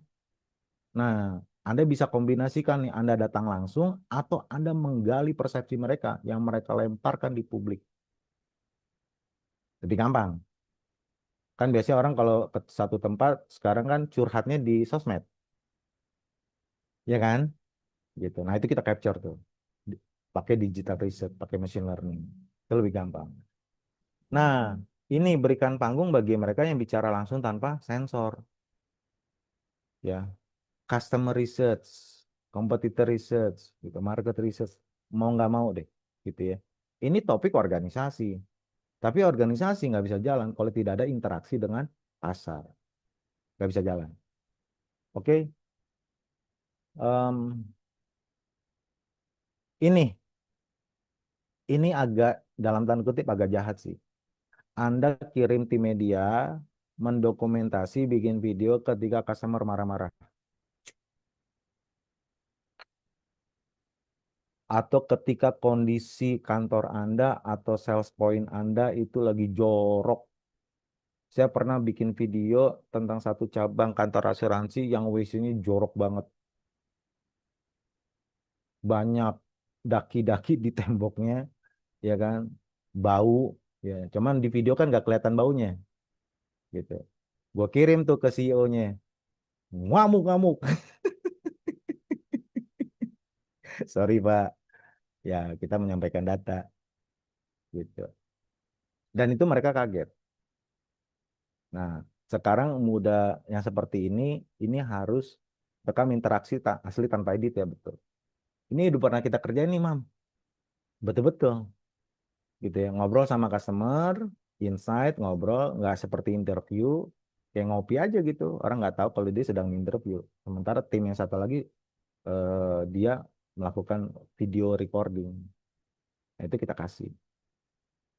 Gitu ya, contoh apapun produknya, apakah itu mobil, apakah itu banking, apakah restoran gitu loh. apa itu insurance, kita datang aja ngobrol. Kenapa Pak mobilnya tabrakan? Iya, asuransi apa gitu ngobrol. Dia nggak tahu. Kita bikin insight research gitu. Udah recording aja gitu. Nah, itu dibawa ke kantor, diobrolin. Nah, itu kan jadi tamparan keras yang menyembuhkan. Ya kan gitu loh.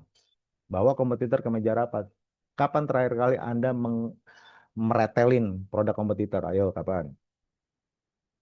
Hmm. Dulu kita sering nih benchmarking nih, kompetitor analisis, kita taruh berjejer tuh produk kompetitor. Kita lakukan blind testing, ya kan? Oke, tamu Mukama, kritik jujur pelanggan. Undang, ada yang pernah undang pelanggan ke kantornya? Siapa yang pernah undang pelanggan? Ya, undang pelanggan Anda khusus untuk marah-marah dan nggak boleh dimarahin balik ya. Berani nggak? Hah? Atau lu takut ntar dikurangin bonus lu sama bos? Tapi kalau Anda mau punya urgensi yang benar, Anda harus berani melakukan ini. Undang pelanggan yang paling rewel sekalian. Nah, nanti tim riset duduk dengerin. Nggak boleh komentar yang jelek. Oke, Ibu, apalagi nih yang kurang? Gitu ya. Cara nanya juga harus benar. Gitu ya. Jadi, undang pelanggan atau analis industri ke pertemuan internal. Nah, ini orang luar kan. Ya kayak kita-kita gini lah. Researcher kan, independent researcher. Gitu. Bicara jujur tanpa ditutup-tutupi. Gitu loh. Ya mau nggak mau tadi ya Pak Hidayat tuh. Orang luar harus diundang. Jangan orang dalam lagi yang ngomong. Keluar dari zona nyaman, ya tadi nih udah sempat disinggung field visit, kirim tuh orang ke lapangan. Mystery shoppers, ini kita lagi mau bantu satu company nih untuk melakukan mystery shoppers. Saya pernah melakukan ini di beberapa company gitu, dan mereka kaget gitu, ternyata pelayanannya semalas itu, sekacau itu, ya. Saya melakukan ini cuman berdua sama tim saya.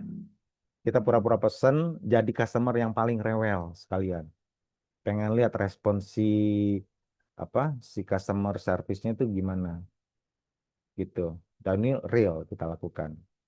Pernah di kuliner, pernah di banking, pernah di insurance. Kita lakukan ini. Di Mysterious Shoppers, apa ya? Mysterious Shoppers. Oke, pengalaman langsung, obat mujarab untuk menunduk kepuasan diri. Pernah nggak Bapak Ibu nyuruh manajer Anda nginep di hotel kompetitor? Pernah nggak Bapak Ibu nyuruh manajer Anda beli produk kompetitor pakai selama setahun? Lo jadi customer-nya. Simple kan? Gitu. Ya lu bilang ke produk kompetitor jelek, lu pernah ngalamin nggak? Kalau lu nggak ngalamin jangan ngomong deh. Gitu. Jadi insight research itu hari ini harus benar-benar jadi pilihan. Lu jangan ngeliat dari pinggir doang, dari luar doang. Lu masuk ke dalam. Anda masuk di dalam. Gitu loh. Insight yang akhirnya menghasilkan insight. INSID sama INSIGHT. Insight yang menghasilkan insight. Gitu loh. Oke.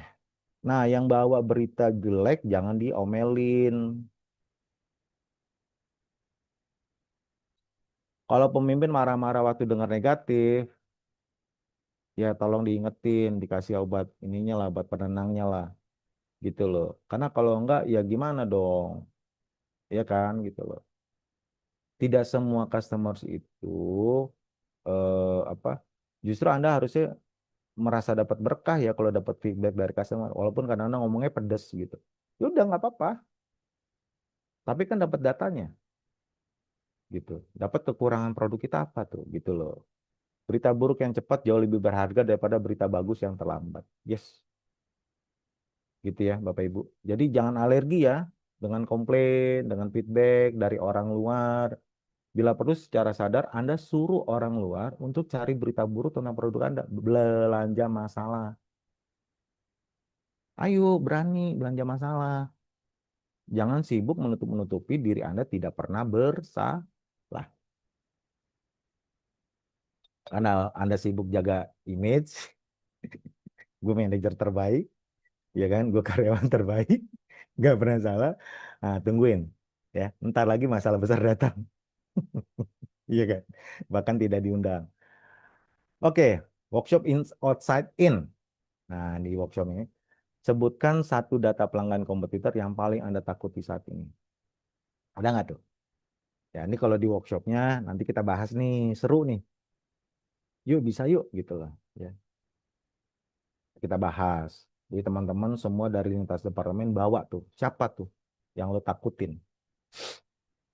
Pasti ada lah kompetitor yang lo takutin. Oke.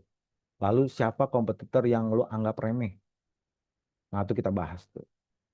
Kita pretelin tuh. Di mana ada value gap di situ. Gap apa yang lo bisa ciptakan, gap apa yang harus lo isi. Kita melakukan gap analysis antar produk competitors. Gitu ya. Ini topik organisasi yang nggak bisa dilepaskan dari topik marketing dan riset ya. Gitu. Jadi ya di manajemen itu organisasi dan marketing ya itu jadi satu paket dalam manajemen, dan branding ya satu paket, rumahnya ya manajemen gitu loh. Ya. Ini topik apa sih, kok organisasi kok ngomongin pelanggan? Ya iya kan, pelanggan bagian dari manajemen. Organisasi bagian dari manajemen. Oke, berbagi bagaimana cara membagikan data tanpa terdengar seperti omelan.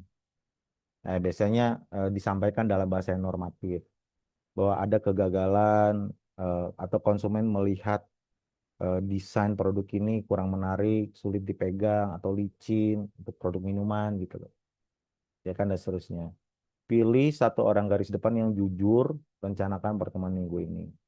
Kalau orang dalam sangat susah, mending lo bayar orang luar dah. Lo spend uang dikit lah, tapi lo dapat data akurat. Ya enggak? Gitu loh. Oke? Sorry. Take away. Urgensi butuh asupan realitas eksternal secara rutin. Rutin ya Bapak Ibu, reguler loh. Lo riset lah 6 bulan sekali. Minimal kalau menurut gue ya hari ini ya, dengan kecepatan perubahan pasar. Lo update tuh data terbaru. Consumer analysis atau analisis persepsi publik. Ya lo yang untung. Bapak Ibu lebih untung banyak loh kalau pegang data pasar. Daripada mengira-ngira kan. Kayaknya sih berdasarkan pengalaman gue rasanya konsumen. Ah, rasanya konsumen. Lu kan ngomongnya rasanya konsumen. Menurut perasaan lu kan. Bukan menurut data lu. Gue paling gemes deh kalau ngeliat pimpinan yang begitu tuh. Gue tuh udah lama bet di sini. Lu kenal satu-satu. Lu pernah ngobrol sama sekian puluh juta customer lu. Gue nggak bilang lu nggak pernah pengalaman di situ. Tapi lu tahu nggak data hari ini? Sorry to say. Ya nggak Pak Hidayat? Data hari ini kan Anda nggak dengerin tiap hari. Lah saya di lapangan dengerin tiap hari. Baru kemarin sore ngobrol sama customer Anda. Anda tahu nggak? Kan nggak tahu. Anda berdasarkan pengalaman Anda. Yaitu mahkota Anda. Gitu. Ya kan? Udah kena hit, baru tuh. Rame tuh, sibuk. False urgency. Wah, marah-marah semua diomelin. Gimana sih ini bagian marketing? Gimana ini bagian riset? Gimana? Oh, semua orang diomelin. Salah semua deh. Bukan tambah beres, tambah bingung. Ya kan? False urgency. Oke, hancurkan filter informasi antara pemimpin dan pelanggan. Kita kenal yang namanya town hall ya.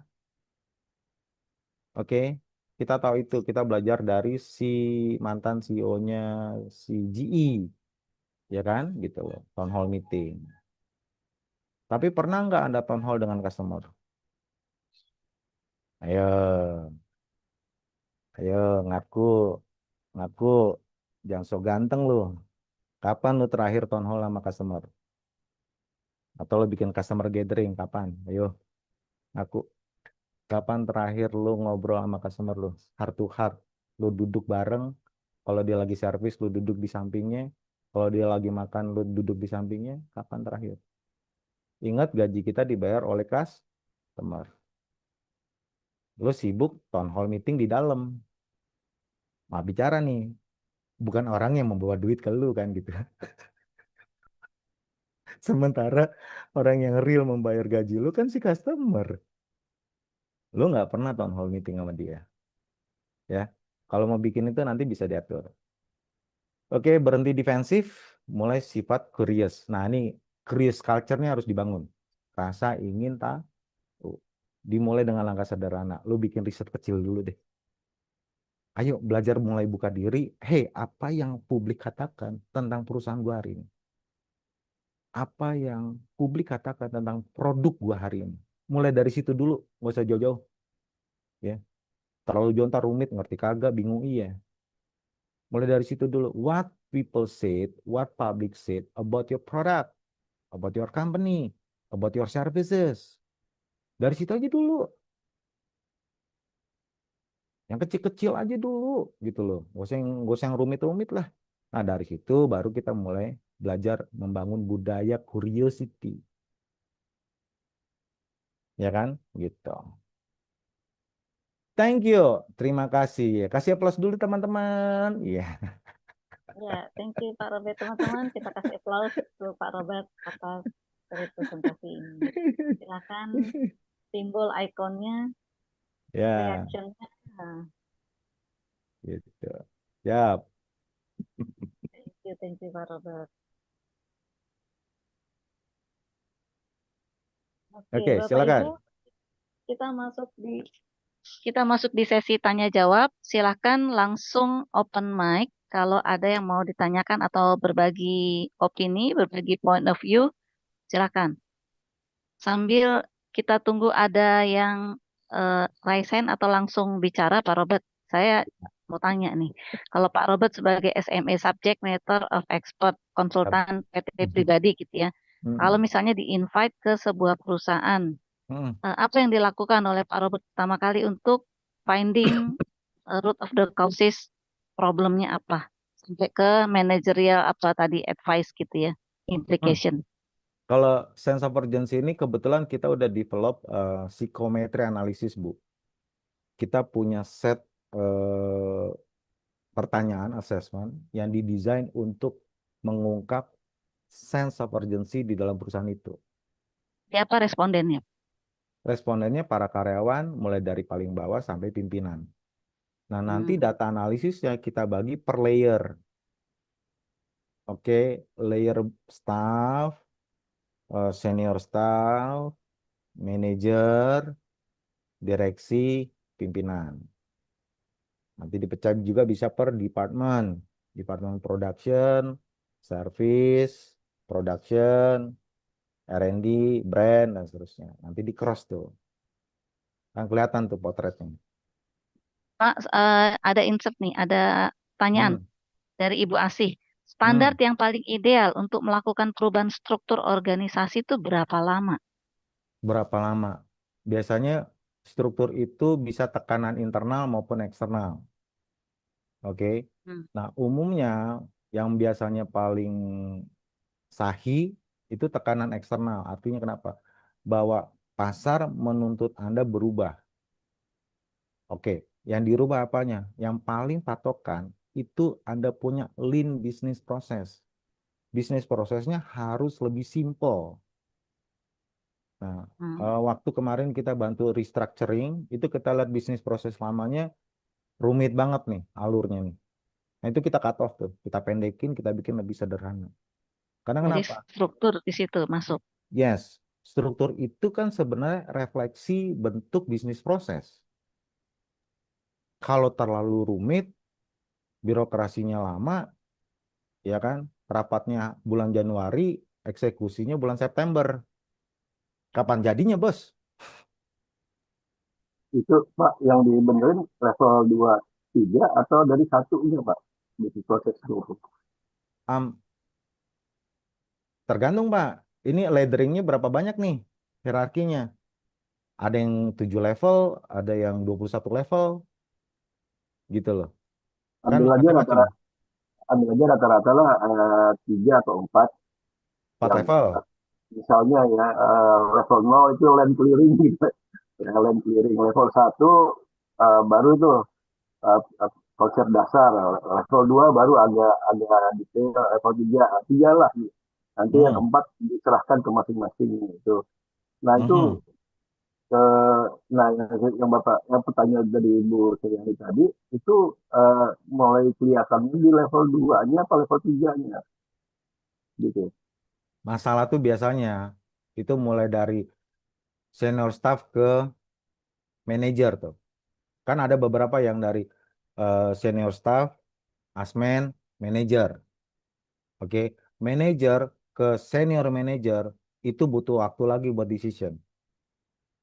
Nah, biasanya kita tanya tuh, berapa lama decision yang terjadi di organisasi ini. Kita langsung gali tuh case-case-nya tuh. Kalau ternyata decision making-nya lama, nah itu yang kita potong tuh. Dipercepat gitu loh, di bypass. Supaya apa? Yang di atas jangan sibuk terlalu birokratis gitu loh. Yang di bawah nggak perlu tegang ngelihat anginnya si pimpinan nih, ngelihat raut wajah, mood. Lu pimpinan dibayar. Kenapa orang sibuk ngurusin lu punya mood? Mood-mutan lu. Jangan gitu loh. Lu jangan mempersulit bawahan lu untuk minta diskusi, minta decision, minta masukan. Lu harus ready anytime gitu loh. Sorry ya, gitu loh. Bapak Ibu manajer izin gitu. Anda jangan mempersulit bawahan Anda gitu loh. Ayo, Jadi pengalaman Pak Robert berapa lama tadi pertanyaannya Bu Asih untuk melakukan perubahan struktur? paling lama saya pernah ngalamin 1 tahun 3 Standar. kali restructuring. Saya sendiri eh, ngalamin. Karena apa? Itu geliat pasarnya tuh. Kadang-kadang gini, Tergantung ya. betul. Saya sendiri ngalamin setahun 3 kali restructuring. Tapi setelah saya lihat-lihat esensinya sama gitu. Karena ini core-nya ini service, ini core-nya marketing, ini core-nya operation, ini core-nya education. Oh, oke, cuman geser-geser gitu doang tuh. Gitu. Nah, tergantung kalau Anda merasa birokrasinya lambat, Anda perlu restructuring. Kalau Anda politik kantornya sudah terlalu akut, Anda butuh restructuring penyegaran. Kalau Anda KPI-nya itu silo, nggak ngeling antar departemen, Anda butuh restructuring. Kemarin gue kerjain aja, gue bikin link KPI, mampus gak lo? 3 departemen sekaligus. Gagal satu, Ya, 3 jadi gagal. supaya analisanya komprehensif, bisa undang Pak Robert untuk mereview the whole Iya, itu company capek banget condition. sih nganalisisnya. Ya karena ini kan departemen ini ribut nih pasti ya kan. Ini sama ini nih. Wah, gue linkin aja sekalian. Either lu berantem sekalian lu keluar, gue masukin orang baru, atau lu terpaksa kerjasama. Karena Hmm, KPI-nya gue bikin link, ngunci tuh. Oke, ada link sama KPI dan ada konsekuensi ya. Mau nggak mau. Pak Robert ada pertanyaan baru dari yang untuk Pak Hidayat sudah oke kah? Gimana Pak Hidayat? Oke. Ngopi dulu Pak. Iya, iya, Kayaknya iya. udah mulai agak goyang nih kapal ya kan. Yang yang saya tadi gini loh Pak. Baiknya ini Dari kalau dari kalau Pak ada Billy, Pak Robert ada pertanyaan nih. eh, Bagaimana caranya menciptakan ekosistem di mana setiap lini manajemen memiliki sense of urgency yang sama? Karena seringkali visi strategi dari atas tidak tersampaikan dengan urgensi yang sama ke tim yang in charge. Ya, Pak, itu ada di modul kelima. Tadi kan ketiga nih. Ini 8 nih, Pak. Ya, nanti izin. Kita nggak bisa kasih semua karena waktunya terbatas, ya kan? Karena ini workshop 1 hari. Oke. Nah, tapi sederhananya gini. Sense of urgency nggak boleh hanya milik pimpinan, nggak boleh. Nggak boleh hanya milik orang riset, nggak boleh. Dia harus milik semua orang. Oke. Nah, sense of urgency itu harus masuk di dalam Anda punya culture. Gitu loh, Mam. Ya, Pak. Tadi yang nanya siapa, Pak? Siapa? Pak Billy. Pak Billy. Ya, gitu. Jadi, artinya gini, bahwa sense of urgency itu menjadi sebuah kesadaran baru. Kesadaran baru. Nah, sense of urgency nggak bisa jalan kalau Anda nggak punya program rutin riset pasar. Nggak bisa. Nggak bisa. Susah. Lu mau ngomongin sesuatu yang urgent dari mana? Kan driver utamanya dari luar, bukan dari dalam. Kalau dari dalam kan urusannya cuman office politik, birokrasi. Begitu kita restructuring, kita pendekin, bisnis prosesnya kita bikin lebih simple, lebih transparan, Gak usah pakai nunggu angin, nunggu mood, gas, gas, gas, gas. Apalagi di softwarein, di IT base, selesai. Kalau Anda nggak punya program rutin mendengar suara pasar, lupakan. Lo nggak punya dasar buat urgency. Tapi kalau lo katakanlah 3 bulan sekali, 6 bulan sekali ada update riset pasar tentang diri lu, produk lu, brand lu, compare to competitor, nah lu punya alasan yang kuat untuk urgency. Kalau lu nggak punya program rutin riset mendengar suara pasar, lu datang ke customer langsung, ada orang yang videoin bagaimana customer menikmati servis Anda, produk Anda, lupakan. Ya, jadi organisasi dengan marketing, dengan customer relationship itu nggak bisa dipisahkan, Bu. Ini the whole package gitu loh.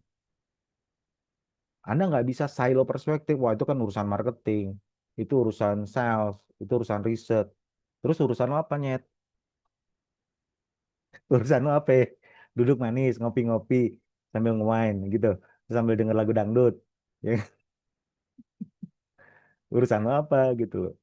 Nggak bisa begitu. Ya, kurang lebih begitu, Pak Billy. Oke, ya, thank you. Pak Robert, kita sudah habis waktunya untuk pemaparan materi dan tanya jawab. Bapak Ibu, thank you sudah berpartisipasi untuk sharing opini, tanya jawab di siang hari ini. Terima kasih Pak Robert atas penyajian materi yang disampaikan. Hari ini kita banyak dapat insight yang bisa diimplementasikan dalam pekerjaan kita dalam skala tertentu. Terima kasih kepada seluruh peserta webinar yang telah berpartisipasi dalam training hari ini. Selanjutnya kita masuk di sesi foto bersama. Mbak Fatira boleh dibantu untuk di Ya, foto seluruh peserta. Boleh minta tolong buka kamera. ya, aku juga mau insert, Mami. Makasih buat teman-teman aku yang sudah datang hadir. Ada Mas Ridi, ada KLT, juga teman-teman yang lain. Ini aku lihat hadir. Thank you ya, thank you so much. Sudah mampir, meluangkan waktu. Makasih KLT, makasih Ridi dan teman-teman gitu ya, yang sudah hadir.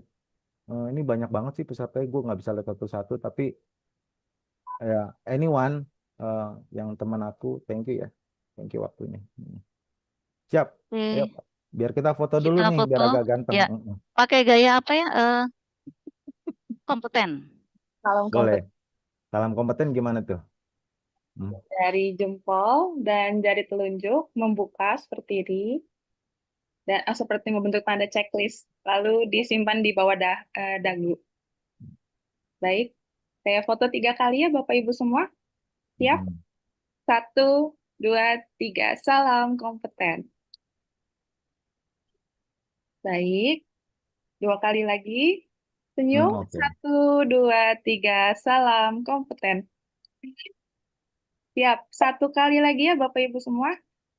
Siap. 1, 2, 3. Salam kompeten. Baik, terima kasih Bapak Ibu semua. Acara saya kembalikan kepada MC. Ibu Ya, Suryani, thank you silakan. Mbak Fatira. Bapak Ibu, kita masuk sesi pemberian sertifikat secara simbolik kepada narasumber sebagai bentuk apresiasi ucapan terima kasih dari GNIK Area Bogoraya kepada Bapak Robert AB yang telah bersedia untuk sharing pengalaman serta ilmu yang bermanfaat.